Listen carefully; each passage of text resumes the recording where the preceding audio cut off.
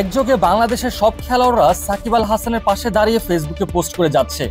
সাকিবের এমন বিপদের সময় বাংলাদেশের সব খেলোয়াড়দের এমন ঐক্যবদ্ধতা দেখে ভালো লাগা কাজ করলেও এর মাঝে চলে এসেছে নতুন আরেক বিতর্ক।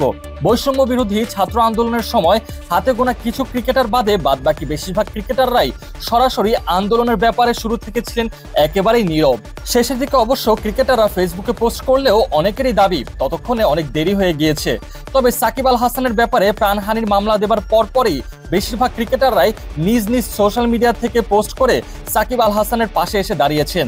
দ্রুত সময়ের ব্যবধানে এত ক্রিকেটার সাকিবের ব্যাপারে মিথ্যা মামলার প্রতিবাদ করলেও ছাত্র আন্দোলনের সময়ে এত দ্রুত কেন তারা সে সময় প্রতিবাদ করেনি, এই নিয়ে হচ্ছে আলোচনা ও সমালোচনা।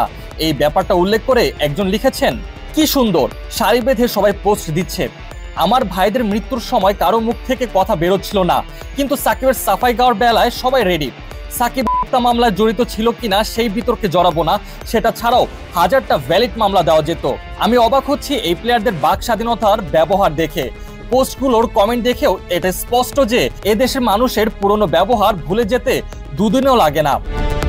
এমনকি সেই পোস্টের কমেন্ট বক্সের দিকে তাকালে বেশ কিছু ব্যাপার সামনে চলে আসে। তার মধ্যে একটা কমেন্ট হলো, ফায়াজকেও তো বিনা অপরাধে রিমান্ডে নেওয়া হয়েছিল, তখন এই ক্রিকেটারগুলো কই ছিল? আরেকজন লিখেছেন, ভ্যালিড কারণে দেখিয়ে মামলা না দিলে সবাই কথা বলবেই। যেগুলো সাকিব সত্যি সত্যি দোষী সেগুলোতে মামলা করুক এবং করা উচিত, কিন্তু প্রতিহিংসা থেকে মামলা হতে থাকলে সেটা কেউই সাপোর্ট করবে না। দেশে যদি এখনো ফ্যাসিস্ট সরকারের মতোই নিয়ম নীতি থাকে তাহলে কিসের বিরুদ্ধে আমরা আন্দোলন করলাম? লাগাতার সাকিবকে সমর্থন জানিয়ে ক্রিকেটাররা পোস্ট দিয়ে যাচ্ছে। আর এই ব্যাপারটা উল্লেখ করে আরেকজন লিখেছেন, সাকিবের এই খারাপ সময়ে তার দলের সতীর্থরা সাকিবের পক্ষে পোস্ট দিচ্ছে, ব্যাপারটা আসলে সুন্দর ও প্রশংসনীয়। নিজ দলের কোনো প্লেয়ারের খারাপ সময়ে এভাবেই সবার পাশে দাঁড়ানো উচিত। সাকিবও ঠিক এটাই আশা করে তার দলের সতীর্থদের উপর। আমরাও পুরো একটা জেনারেশন সাকিবের কাছে এই আশাই করেছিলাম, সাকিব স্টুডেন্টদের পাশে দাঁড়াবে, অন্তত একটা হলেও পোস্ট দিবে যেমনটা ওর সাপোর্টে বাকি সব ক্রিকেটাররা দিচ্ছে। কিন্তু এই জায়গায় সাকিব ব্যর্থ হয়, ও আমাদের পাশে দাঁড়ায়নি, দাঁড়ানোর প্রয়োজন মনে করেনি।